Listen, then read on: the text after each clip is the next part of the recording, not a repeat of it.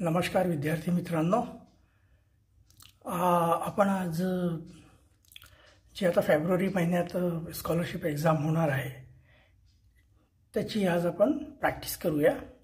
तर प्रॅक्टिसला सुरुवात करूया।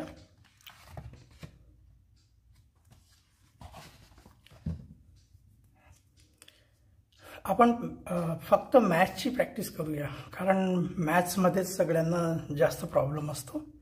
तर हे बघा, इथे पहिला प्रश्न दिलेला आहे, D plus C upon L is equal to, याचा आपल्याला व्हॅल्यू काढायची आहे। आता तुम्हाला माहिती आहे डी म्हणजे काय होते, हे रोमन नंबर्स आहेत। डी म्हणजे होते 500, सी म्हणजे काय होते 100 आणि एल म्हणजे काय होते 50। तर आपल्याला काय करायचं, डी प्लस सी, डीच्या जागी काय करावं लागेल आपल्याला, D plus C upon L. इथे डीच्या जागी येणार 500, सीच्या जागी येणार 100 आणि एलच्या जागी काय येणार 50। बस याला सॉल्व करून टाकायचं। याला सॉल्व केल्यावर काय होणार, 500 प्लस 100 600 डिवायडेड बाय 50, 1 0 कॅन्सल झाला। 12 टाइम्स हे डिवाइड होते, 5 12 60। ठीक आहे, तर याचा आन्सर येतो 12। आता 12 ला आपण रोमनमध्ये कसं लिहिणार, एक्स आय आय। तर याचा आन्सर झाला आहे 4th नंबर। चला नेक्स्ट बघूया। How much more is the cost of a bus than that of a truck if there costs are 20,69,500 and 16,85,000 respectively। तर इथे काय करायचं आहे, बस आणि ट्रकची आपल्याला कॉस्ट दिलेली आहे आणि आपल्याला बसची कॉस्ट ट्रकपेक्षा किती जास्ती आहे हे आपल्याला काढायचं आहे। तर सिंपल आहे, आपल्याला काय करावं लागेल, बसची कॉस्ट किती आहे 21,69,500 आणि ट्रकची कॉस्ट किती आहे 16,85,000। आता काय करायचं, बसच्या कॉस्टमधून ट्रकची कॉस्ट मायनस करायची।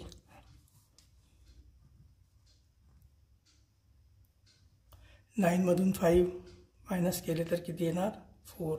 6 मधून 8 मायनस नाही होत, मग इथं बॉरो करावं लागेल 16 मधून 8 मायनस केले तर 8। आता इथून जाणार 0 म्हणजे येणार 20, तर 20 मधून 16 गेले तर 4,84,500। तर याचा आन्सर येत आहे सेकंड, 4,84,500। नेक्स्ट बघूया,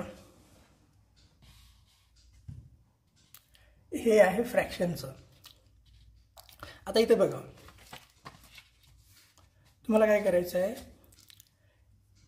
8/9 मायनस 5/6 इज इक्वल टू 36 आणि इथे एक नंबर फाइंड करायची आहे। आता इथं बघा, इथं आपल्याला जे आन्सर फाइंड करायचं आहे त्याच्यामध्ये डिनोमिनेटर किती असला पाहिजे 36, पण इथे 9 आणि इथे 6 आहे। तर याला आपण 36 मध्ये कन्वर्ट करू शकतो। त्यासाठी आपल्याला काय करावं लागेल की 8/9 जे आहे, 8/9 याला 9ला 36 करायचं असेल तर इंटू 4 करून द्यायचं। जर आपण खाली डिनोमिनेटरमध्ये 4 ने मल्टिप्लाय करत असेल तर न्यूमरेटरमध्ये पण 4 ने मल्टिप्लाय करावं लागेल। ठीक आहे, तर हे किती होऊन जाणार, 8 4 32 आणि 9 4 36।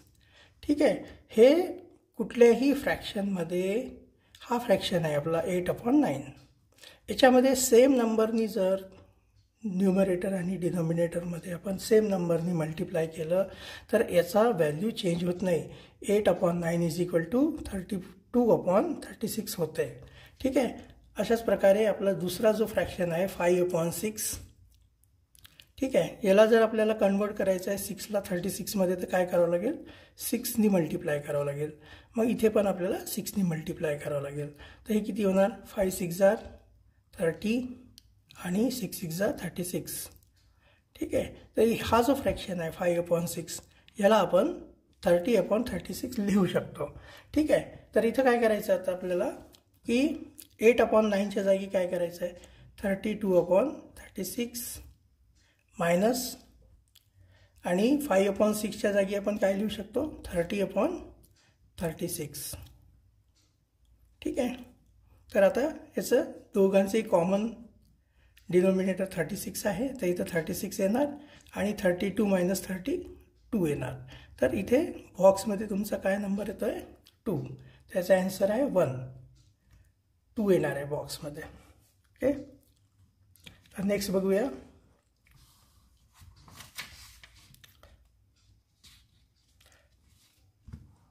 Nilesh came to school at 7:30 in the morning. Nilesh जो आहे तो शाळेला किती वाजता आला, सकाळी 7:30ला आला. After 3:30 minutes in school he started for home. म्हणजे 330 मिनिटानंतर तो शाळेमध्ये 330 मिनिटं शाळेमध्ये राहिला आणि त्याच्यानंतर तो घरी जायला निघाला. At what time did he start moving home. जेव्हा त्यांनी घरी जायला निघाला तेव्हा किती वाजले होते हे आपल्याला इथं फाइंड आउट करायचं आहे. तर हे बघा, सकाळी तो किती वाजता आला होता, 7:30 वाजता आला होता, 07:30. आणि शाळेमध्ये तो किती मिनटं राहिला, 330 मिनटं. आता 330 मिनटं आपण याला काय करावं लागेल, हे 7:30 जे आहे ना, 7 hours 30 minutes. ठीक आहे. तर याला पण आवर्समध्ये आपल्याला कन्वर्ट करून घ्यावं लागेल. तर आवर्समध्ये कन्वर्ट करायसाठी आपल्याला काय करावं लागेल, डिवायडेड बाय 60 करावं लागेल. कारण 60 मिनिटमध्ये 1 hour होते. ठीक आहे. तर डिवायडेड बाय 60 जर आपण केलं तर याला 1 0 कॅन्सल होणार. 33मध्ये जर 6ने आपण डिवाइड केलं 33ला तर बघा किती येते, 33 डिवायडेड बाय 6. 6 5 30. इथं आले 3. इथं काहीच नसणार आहे. त्याच्यानंतर आता इथं आता पुढे अजून डिवाइड करायचं असेल तर इथे एक डेसिमल लावावं लागेल आपल्याला. एक डेसिमल लावलं तर इथे एक 0 येते. तर 6 5 परत 30. हे पूर्णपणे डिवाइड झालं आहे. तर 5.5 म्हणजे 5.5. आता हे जे 5.5 आले आहे हे नंबर्समध्ये आहे. ठीक आहे. आपण याला टाईममध्ये जर लिहायचं असलं तर आपण काय लिहित असतो,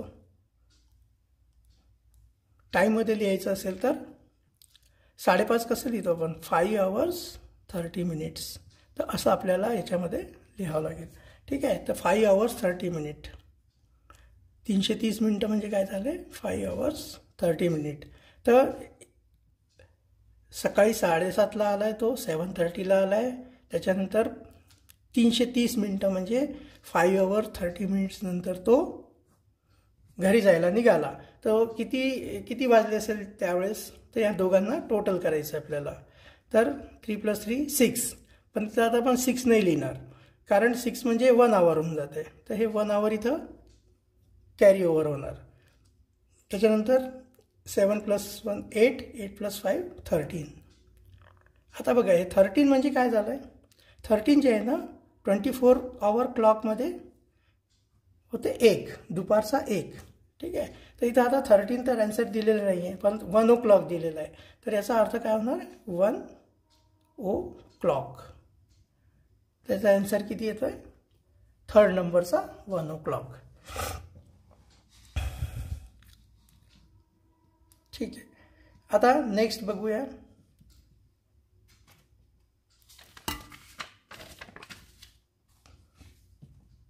₹60 notes of ₹20 and ₹200 together amount to ₹3,000.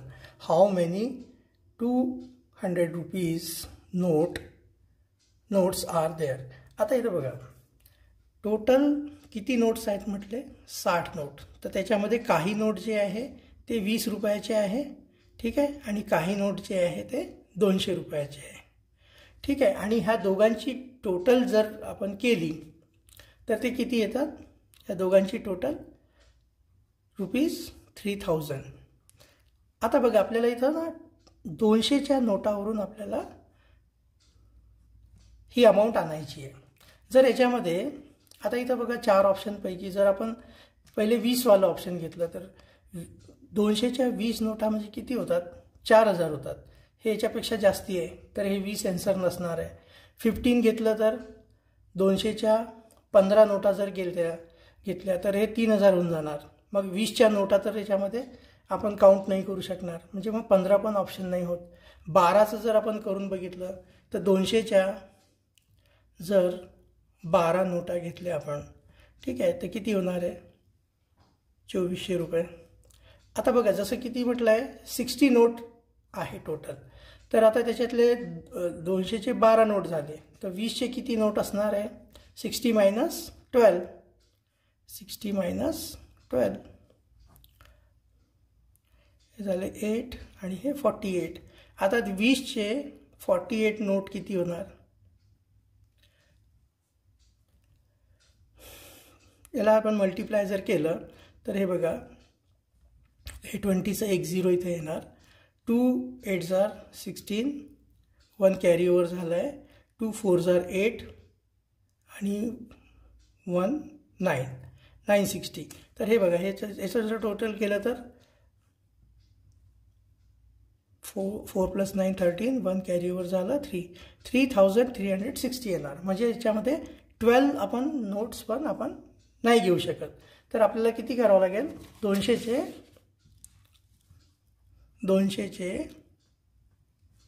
10 note आहे याची टोटल व्हॅल्यू किती येणार 2000. आणि आता 20चे किती असतील, टोटल 60 आहे ना तर 50 नोट असतील, ठीक आहे. तर 20चे 50 नोट किती होऊन जाणार 1000. आणि हे टोटल यांची किती होऊन जाणार ₹3000. याचा अर्थ किती आहे की 200चे टोटल नोट किती आहे 10. तर याचा आन्सर येतो 4. ठीक आहे, नेक्स्ट बघूया. What is the difference between 24% of 1500 and 20% of 2000. आता बघा हे सोपं आहे. 1500चे 24% काढायचे. 1500 24% ऑफ 1500, 24% पर्सेंट म्हणजे काय होते 1500 इंटू 24 डिवायडेड बाय 100. पर्सेंटचा अर्थ होतो डिवायडेड बाय 100, ठीक आहे. तर याचं आपण जर याला सॉल्व केलं तर हे किती होणार आहे, हे 20 कॅन्सल होऊन जाणार. 15 इंटू 24 आपल्याला करावं लागेल, ठीक आहे. 15चा टेबल सगळ्यांनी पाठ करून घ्या. 15 4s are 60 चे 0, 6 कॅरी ओव्हर झालं. 15 2s are 30 + 6 360, ठीक आहे. तर 1500चे 24% किती होतात 360 होतात. असंच आपण 2000चे 20% काढूया, ठीक आहे. तर 2000चे 20% म्हणजे 20/100, ठीक आहे. इथे पण 20 कॅन्सल होणार. 20 20s are 400, ठीक आहे. आता ह्या दोघांमध्ये आपल्याला काय काढायचं आहे, डिफरन्स काढायचा आहे. तर 400मधून 360 मायनस करायचे, किती होतात 40. तर याचा आन्सर किती येतो, 3rd नंबरचा 40 येतो आहे, ठीक आहे. चला आता नेक्स्ट बघूया. इथे एक फिगर दिलेली आहे. या फिगरमध्ये हे आपण इथे ड्रॉ करून घेऊ. ही फिगर आपण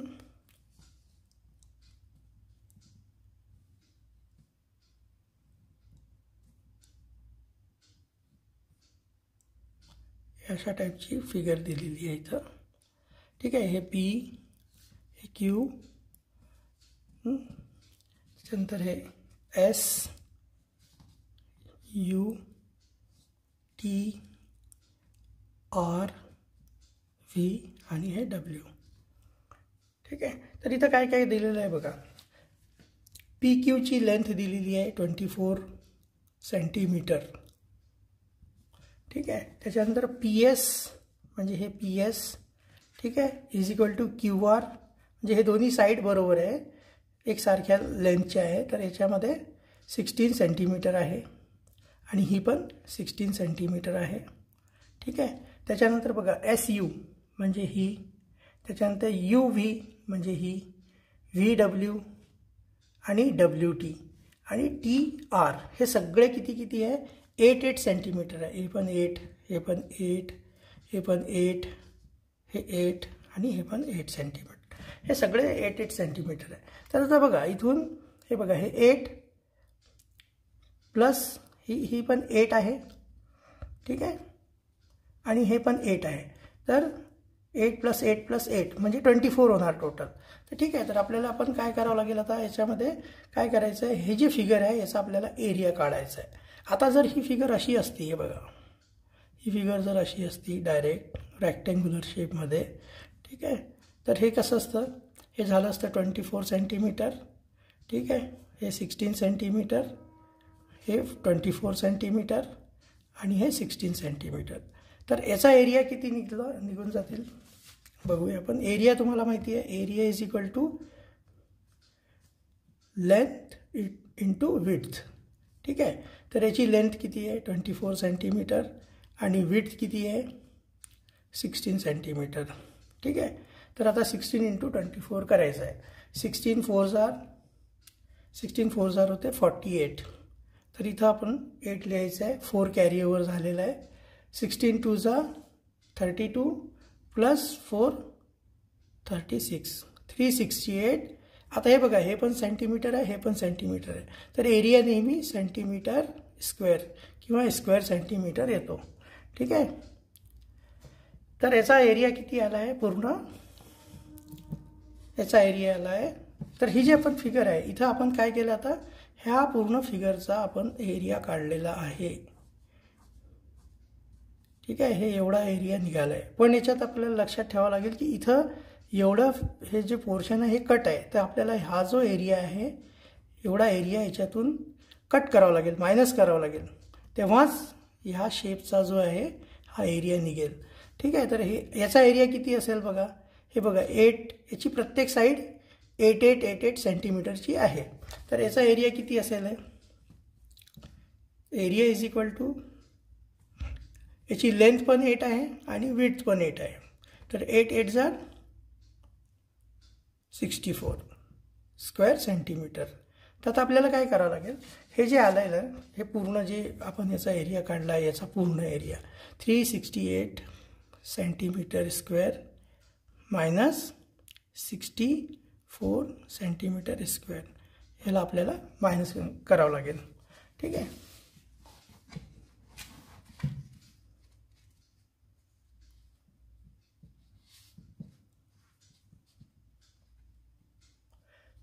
सॉरी इथं काहीतरी रॉंग झालेलं आहे बघा. 24 × 16 मल्टिप्लाय केलं, 16 4 किती होतात, 16 4 64 होतात. 6 कॅरी ओव्हर झालेला आहे इथं. हां 16 2 32, 16 2 32 प्लस 6 38. हे 368 सेंटीमीटर स्क्वेअर नाही आहे, 384 सेंटीमीटर स्क्वेअर आहे. तर हे चुकलं आहे थोडंसं. तर इथं काय करावं लागेल, 384 centimetre square minus 64 centimetre square. तर याच्यातलं आपण हे मायनस केलं तर किती होऊन जाणार, 0 8मधून 6 गेले 2, हे 320 सेंटीमीटर स्क्वेअर. तर याचा ॲन्सर काय येतो 320 सेंटीमीटर स्क्वेअर हा ॲन्सर आहे याचा. हे तर आपल्याला मल्टिप्लाय करताना थोडंसं चुकलं आहे. ठीक आहे. याचा ॲन्सर 360 8 सेंटीमीटर स्क्वेअर नाही 384 सेंटीमीटर स्क्वेअर आहे. ठीक आहे. 384 सेंटीमीटर स्क्वेअरमधून 64 सेंटीमीटर स्क्वेअर आपण मायनस करायचे 320 सेंटीमीटर स्क्वेअर येणार आहे. ठीक आहे. तर याचा आन्सर येतोय फर्स्टवाला. नेक्स्ट बघूया.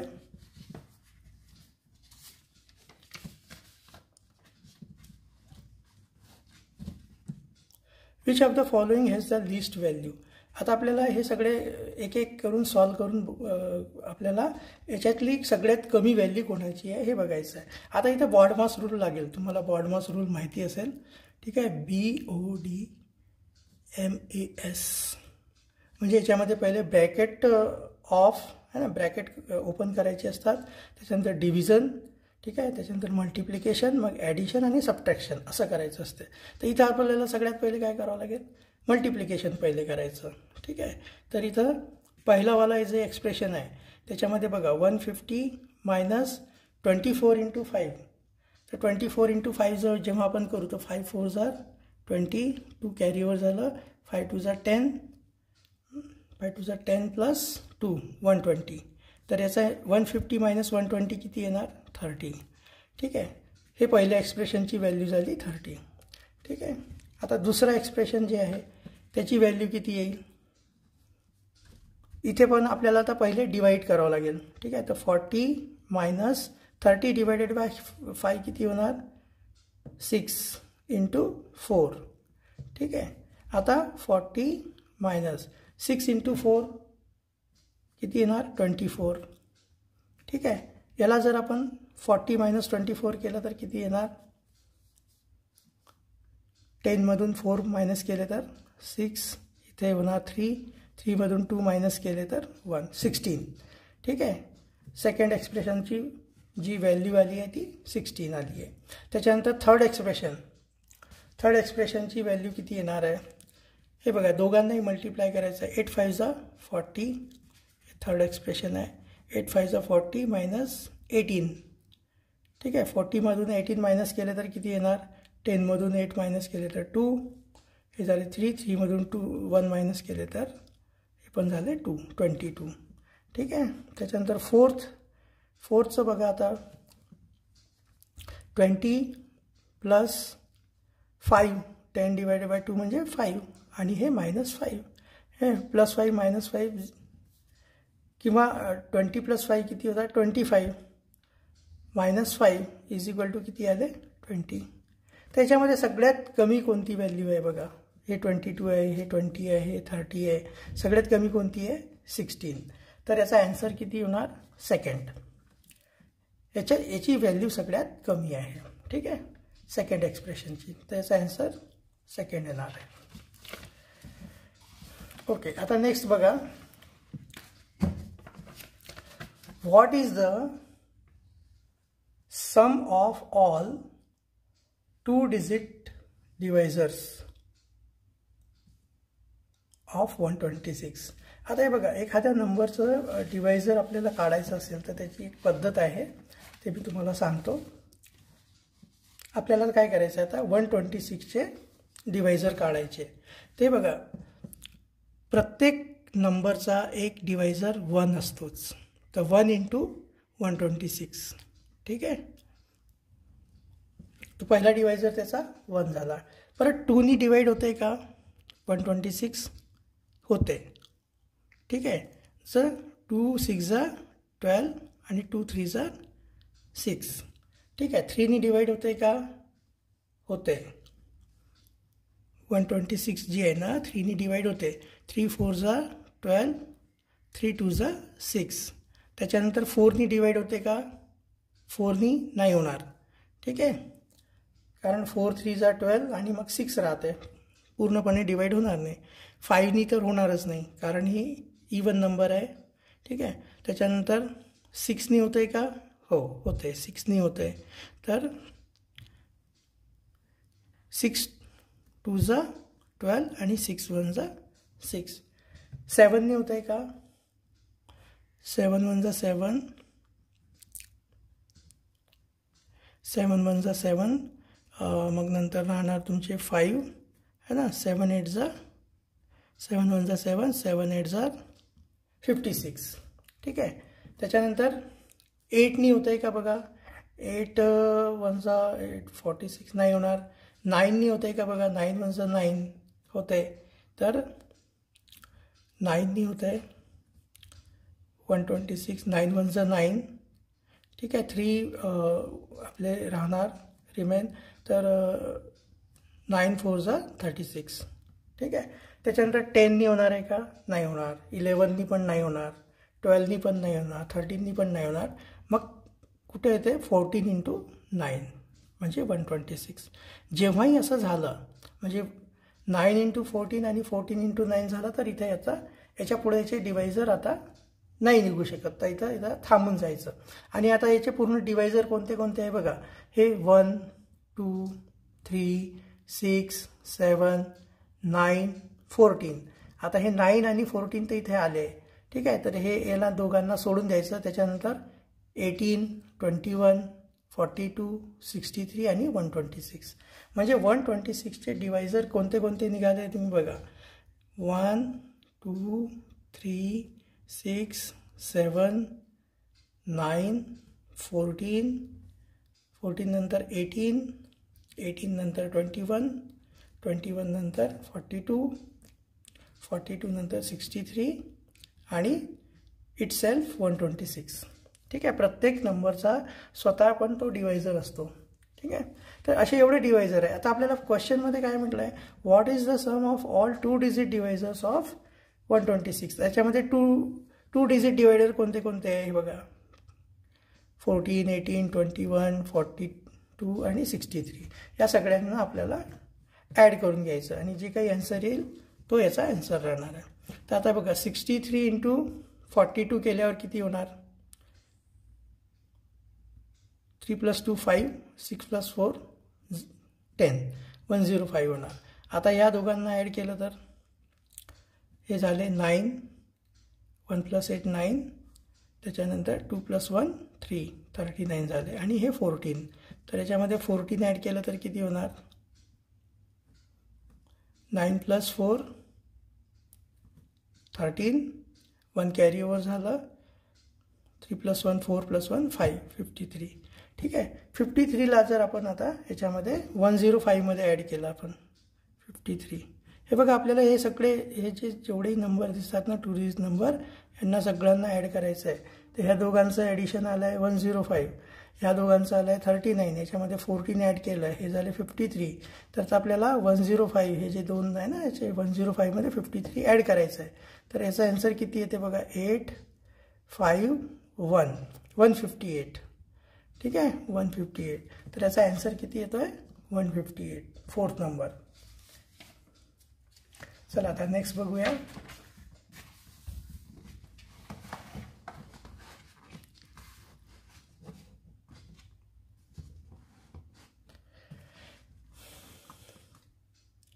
नेक्स्ट आहे की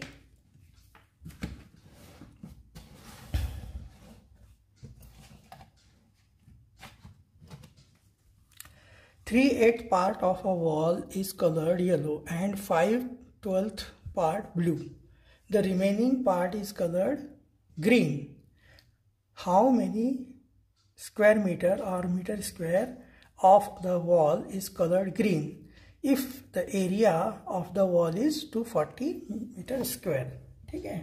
तर इथं बघा एक वॉल आहे. त्या वॉलचा एरिया किती आहे टोटल 240 मीटर स्क्वेअर. ठीक आहे. आता याच्यामधला 3/8 पार्ट जो आहे तो कुठल्या कलरनी आपल्याला त्यांनी कलर केलेला आहे येलोनी. तर 3/8 पार्ट किती येणार याचा हे बघा 8 3 जा 24 30 0. तर 30 × 3 म्हणजे किती होणार 90 मीटर स्क्वेअर. हा कुठला झाला आहे कलर येलो कलर. ठीक आहे. त्याच्यानंतर 5/12 पार्ट म्हणजे 240चा टोटल स्क्वेअर 240 स्क्वेअर मीटर आहे त्याचा. ठीक आहे एरिया. याचा आपल्याला काढायचं आहे 5/12 पार्ट. ठीक आहे. तर 12 2 जा 14, 20. 20 इंटू 5 किती होणार 100 मीटर स्क्वेअर. हा कुठला कलर झाला आहे ब्ल्यू. आता बघा 90 मीटर स्क्वेअर येलो कलर केलेला आहे वॉलला आणि 100 मीटर स्क्वेअर ब्ल्यू कलर केलेला आहे. ठीक आहे, म्हणजे हे टोटल किती 190 स्क्वेअर मीटर झाले. मग उरलेला रिमेनिंग जो पार्ट आहे आता टोटल किती आहे 240 मीटर स्क्वेअर. ठीक आहे, आणि हे 90 आणि 100 म्हणजे 190 स्क्वेअर मीटर जे आहे त्याच्यामध्ये त्यांनी कोणता येलो आणि ब्ल्यू कलर केलेला आहे. तर रिमेनिंग जो एरिया आहे रिमेनिंग एरिया किती येतो 14मधून 9 मायनस करावं लागेल आपल्याला. ठीक आहे, तर हे येणार 50 आणि इथे 1 राहतात 1 - 1 0. तर 50 स्क्वेअर मीटर. ठीक आहे, 50 स्क्वेअर मीटर जो एरिया आहे त्याच्यामध्ये कुठला कलर केलेला आहे ग्रीन कलर केलेला आहे. तर याचा आन्सर किती येतो आहे सेकंड 50 मीटर स्क्वेअर. ठीक आहे,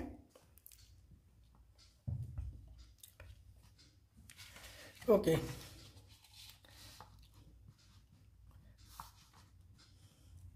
आता हे बघा हे डेटचे क्वेश्चन्स आहे. ह्याचे तुम्हाला याचे काही रूल्स आहे ते तुम्हाला व्यवस्थित रूल्स तुमचे जे स्कॉलरशिपचे बुक्स आहे त्याच्यामध्ये असतील तर ते बरोबर सगळे रूल्स पाठ करून घ्या. तर हे बघा in the year 2015 Christmas was on Friday. Christmas किती डेटला असतो तुम्हाला सगळ्यांना माहिती आहे 25 डिसेंबरला असतो. 25 डिसेंबरला क्रिसमस असतो. ठीक आहे, त्या दिवशी कुठला डे होता फ्रायडे होता म्हणतात. ठीक आहे, आणि इयर कोणता होता 2015. ठीक आहे, आता जर 25 डिसेंबरला फ्रायडे आहे ठीक आहे तर आपल्याला काय करायचं आहे following it which day was Maharashtra day. Maharashtra day तुम्हाला माहिती आहे ना 1 मेला असतो. 1 मेला महाराष्ट्र डे असतो. आता बघा हे डिसेंबर मंथ आहे. ठीक आहे, त्याच्यानंतर जेव्हा जानेवारी येणार तर हे 2016 होऊन जाणार. ठीक आहे, तर हे जानेवारी 1 जानेवारीला कुठली डेट असणार आहे 1 जानेवारीला 50 डिसेंबरला फ्रायडे आहे तर 1 जानेवारीला कुठला डे असणार आहे. ठीक आहे, तर हे बघा आपल्याला माहिती आहे की जसं आज समजा आता 25 तारीख असेल तर 7 दिवसानंतर सेम डे रिपीट होतो. ठीक आहे, याच्यामध्ये कुठल्याही डेटमध्ये समजा आता 20 डेट असेल तर 27 तारखेला परत फ्रायडे असणार. आता इथं 25ला फ्रायडे आहे. ठीक आहे, तर याच्यामध्ये 7 दिवस जर ॲड केले तर हे 32 येणार. ठीक आहे, तर 32 नाही पण जानेवारी तर तुमचा डिसेंबर फक्त 31 डेजचा असतो 32 डेजचा तर कुठलाच मंथ नाही आहे. ठीक आहे, तर याच्यामध्ये जर आपण 7-8 केलं तर 32 डेटला फ्रायडे येणार म्हणजे 1 जानेवारीला फ्रायडे येणार. 1 जानेवारीला तुमचा काय येणार आहे फ्रायडे. ठीक आहे, 25 डिसेंबर नंतर पुढचा फ्रायडे कधी कधी येणार आहे 7 दिवसानंतर पुढचा फ्रायडे येतो. आता 6 दिवसानंतर तर तुमचा मंथ संपून जाईल. ठीक आहे, 7व्या दिवशी 1 जानेवारी येईल आणि त्या दिवशी पण तुमचा फ्रायडे राहणार आहे. ठीक आहे, आता लक्षात ठेवा जसंच हे 1 जानेवारी येणार तर इथे इयर चेंज होऊन जाणार 2016 होणार. ठीक आहे, 2016 झाल्यावर हा येतो लीप इयर. ठीक आहे, आणि लीप इयरमध्ये तुम्हाला माहिती आहे की फेब्रुवारी जो मंथ असतो तो 29 डेजचा असतो. ठीक आहे, जर 1 जानेवारीला फ्रायडे आहे तर 1 मार्चला काय असणार आहे 1 मार्चला तर याचा एक रूल आहे की जेवढेही दिवस असते मंथमध्ये त्याला जर 7नी डिवाईड केलं तर जे काही रिमाइंडर असतो ठीक आहे ना जसं आता जानेवारीमध्ये टोटल किती डेज असतात 31 डेज असतात. ठीक आहे, 31 डेजला जर 7नी डिवाईड केलं आपण तर 7 4 28 आणि रिमाइंडर किती राहते 3 तर 3 दिवसांनी पुढं जाते. 1 जानेवारीला जर फ्रायडे असेल तर 1 मार्चला फ्रायडे नंतर सॅटरडे संडे आणि मंडे.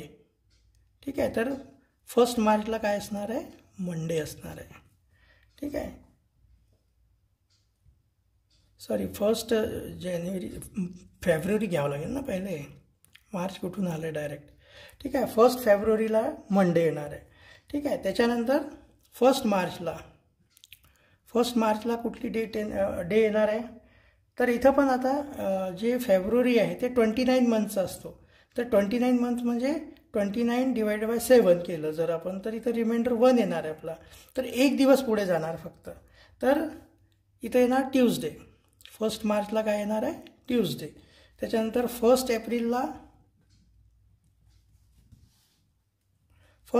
काय येणार आहे, मार्च किती दिवसाचा असतो, 31 दिवसाचा. तर 3 दिवस पुढे चाललं जाईल परत हे. तर ट्यूजडे नंतर वेनसडे, थर्सडे आणि फ्रायडे. तर हे 1 एप्रिलला काय येणार आहे, फ्रायडे.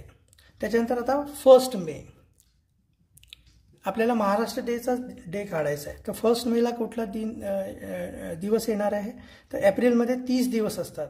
ठीक आहे, तर 30 डिवायडेड बाय 30 डिवायडेड बाय 7 केले तर इथं 2 रिमाइंडर येणार.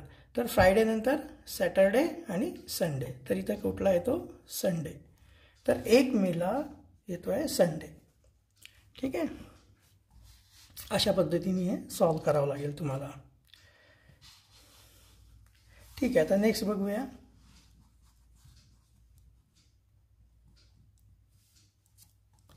"25 bags each containing 40 kg potatoes were bought." ठीक आहे, म्हणजे 25 बॅग घेतल्या, प्रत्येक बॅगमध्ये 40 kg पोटॅटोज आहे. ठीक आहे, तर आता टोटल किती झाले पोटॅटो,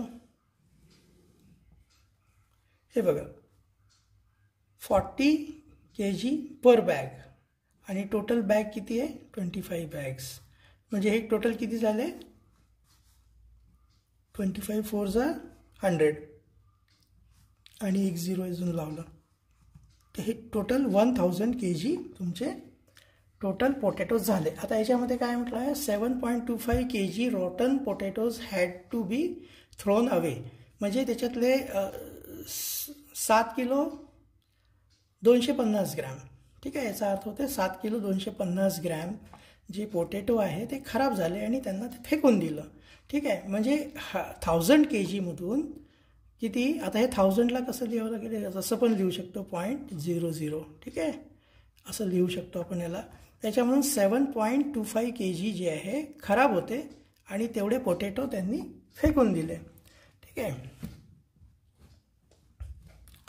आता हे किती राहिले, आता 1000मधून जर आपण 7.25 मायनस केलं तर इथं बघा, इथं 10मधून 5 गेले, 5 इथं होऊन जाणार, इथं येणार 9 आणि हे पण सगळे 1000मधून 999 होऊन जाणार. ठीक आहे, तर 9मधून 2 गेले तर 7.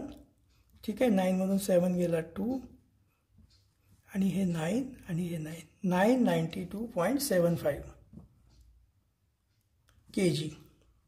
आता हे एवढे पोटॅटो उरले, कारण आपल्याकडे 1000 kg होते. 1000 kgमधून 7.25 kg जे आहे खराब निघाले आपले, त्यांना आपण फेकून दिलं. तर उरले किती, आता आपल्याकडे एवढे आपल्याकडे पोटॅटोज उरलेले आहे. आणि या ज्या पोटॅटो आहे, what amount is received on selling the remaining potatoes at 20 rupees 20 per kg. आता हे एवढे जे पोटॅटो उरलेले आहे याला काय रेटनी त्यांनी सेल केलेलं आहे, 20 पर kg. तर म्हणजे आता आपण काय करावं लागेल, 992.75 आहे, याला 20नी मल्टिप्लाय करायचं पर kg. हे kg आहे ना, 992.75 kg आहे आणि 1 kg कितीला सेल केलेले आहे, 20 रुपीजला. तर याला आपण जर मल्टिप्लाय केलं तर आपल्याला टोटल अमाऊंट किती आपल्याला मिळाली ते मिळून जाईल इथून. ठीक आहे, तर आपण काय करायचं, हे बघा, हे सध्या 1 0 राहू द्यायचा इथं, ॲट ए डेसिमल आहे इथं. हे बघा, 2 5 जा 10. ठीक आहे, 1 कॅरी ओव्हर झालं, 2 7 जा 14 + 1 50. ठीक आहे, 15, 1 कॅरी ओव्हर झालं, 2 2 जा 4 + 1 5. ठीक आहे, 2 9 जा 18 8, 1 कॅरी ओव्हर झालं, 2 9 जा 18 + 1 19. ठीक आहे, आणि हे 1 0 आपण इथं लावायचं. आता इथं बघा, इथं डेसिमल जो आहे ना, 1 2 नंबर नंतर डेसिमल आहे, तर हे 1 2 नंबर सोडून इथं डेसिमल येईल. तर याचा आन्सर येतो 19855. 19855 म्हणजे सेकंड नंबरचा आन्सर येतो आहे. ठीक आहे, हे एवढे रुपीज आलेत. ठीक आहे, किती rupees? What amount is received on selling the remaining potatoes at 20 per kg. हे बघा, 40 kg पर बॅगचे 25 बॅग होते. अशा प्रकारे आपल्याकडे 1000 kg पोटॅटो झाले. त्याच्यातून 7.5 kg खराब होते, ते आपण फेकले. तर उरले किती? 992.75 kg पोटॅटो उरले. ठीक आहे, आणि ह्या पोटॅटोला 20 रुपीज पर kgच्या हिशोबाने सेल केले. तर त्याच्यामुळे याचा आन्सर आला 19855 रुपीज. ठीक आहे, आता नेक्स्ट बघूया. आता इथे बघा, इथे काही नाही आहे, सिंपल आपल्याला which of the following is a false statement. ठीक आहे, तुम्हाला आता इथे इंटरेस्टचं दिलेलं आहे. इंटरेस्टचा तुम्हाला फॉर्म्युला माहिती आहे का? इंटरेस्ट इज इक्वल टू असते principal into rate into period divided by 100. ठीक आहे, हा सिंपल इंटरेस्टचा फॉर्म्युला आहे. तर हे बघा, interest changes as principal changes. बरोबर आहे. हे बघा, जर हे पण तुमचं न्यूमरेटरमध्ये आहे आणि प्रिन्सिपल पण न्यूमिनेटरमध्ये आहे. तर जसं जसं प्रिन्सिपल वाढेल तसं तसं इंटरेस्ट पण वाढेल. ठीक आहे, बदलेल, वाढेल किंवा कमी होईल. जर प्रिन्सिपल वाढलं तर इंटरेस्ट पण वाढेल आणि प्रिन्सिपल कमी झालं तर इंटरेस्ट पण कमी होईल. तर हे पहिलं जे स्टेटमेंट आहे ते ट्रू आहे. ठीक आहे, त्याच्यानंतर interest equal to principal is equal to rate multiplied by period. हे नाही, हे बघा, याचं काय म्हणणं आहे की इंटरेस्ट इक्वल टू कशाच्या इक्वल आहे? प्रिन्सिपलच्या इक्वल आहे. इज इक्वल टू रेट, आणि हे कशाच्या इक्वल आहे? Is equal to rate multiplied by period.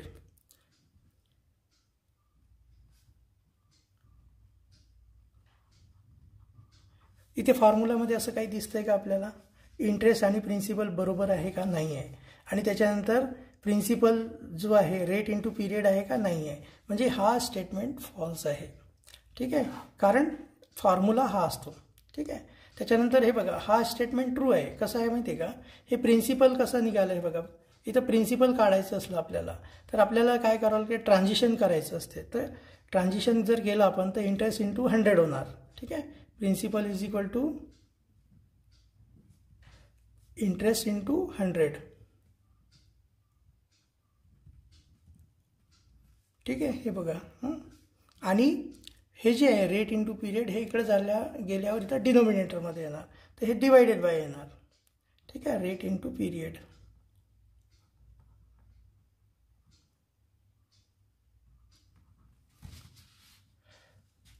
तर अशा पद्धतीने हे पण तुमचं स्टेटमेंट ट्रू आहे. आणि interest changes as the rate changes. बरोबर आहे. परत जसं आता प्रिन्सिपल आणि इंटरेस्ट होता तसंच रेट आणि इंटरेस्ट आहे. रेटमध्ये बदल होईल तर इंटरेस्टमध्ये पण बदल होईल. तर हा पण स्टेटमेंट ट्रू आहे. तर फॉल्स स्टेटमेंट कुठला आहे? फक्त सेकंड नंबरचा. ठीक आहे, तर हे सेकंड नंबरचा जो तुमचा स्टेटमेंट आहे तो रॉंग आहे. ठीक आहे, नेक्स्ट. आता याच्यामध्ये बघा, याच्यात काय म्हटलं आहे? Which of the angles is maximum in the following figures. त्याच्यामध्ये बघा, हे कुठलं अँगल आहे? Right angle. हे पण राईट अँगल. हे कुठलं आहे? ऑप्ट्यूज. हे पण ऑप्ट्यूज. ठीक आहे, हे किती झाले? हे 2च आहे, हे पण 2च आहे. आणि ॲक्यूट अँगल किती आहे बघा? 1 2 3 4. तर इथं ॲक्यूट अँगल जे आहे ते सगळ्यात जास्ती आहे. तर याचा आन्सर येतो सेकंड. ठीक आहे, आता हे बघा, how many cricket matches in all will be played among 16 teams if each has to play 1 match with the other team. ठीक आहे, आता इथं काय करायचं आहे? तर बघा, टोटल 16 टीम आहे. तर आपण पकडून घ्यायचं A B C D E F ठीक आहे. 1 2 3 4 5 6 G 7 आणि H 8. त्याच्यानंतर I J K L M N O आणि P अशा टोटल 16 टीम झाल्या बघा. हे 8 टीम, हे 8 टीम. ठीक आहे. आता बघा प्रत्येक टीम एकमेकांसोबत एक एक मॅच खेळणार. ठीक आहे. एचा आय सोबत, बीचा जे सोबत, सीचा के सोबत असे टोटल किती मॅच होणार? 8 मॅचेस होणार. ठीक आहे. आता परत एचा आणि आयचा मॅच झालेला आहे. मग एचा आणि जेचा मॅच होणार. एचा मग हे बाकीचे किती उरले बघा. या टीम 7 टीम उरलेले आहे. तर एचा 7 आहे की नाही. ए टीम जे आहे ना हे उरलेल्या 7 म्हणजे 7 मॅचेस होणार. असं सेम बीचे पण 7 होणार है ना. सीचे पण 7 मॅचेस होणार. डीचे पण 7 होणार. ईचे पण 7 होणार. एफचे पण 7 होणार. जीचे पण 7 मॅचेस होणार आणि एचचे पण 7 मॅचेस होणार. असे सगळ्यांचे 7 7 7 मॅचेस होणार आहे. ठीक आहे ना. तर यांना सगळ्यांना आपल्याला ॲड करून टाकायचं. तर आता इथं 7चा टेबलच आहे का. 1 7 1 7 2 14 21. हे बघा किती आहे पहिलं काउंट करू. 1 2 3 4 5 6 7 8. तर 7 8 जा किती होतात. 7 8 जा 56.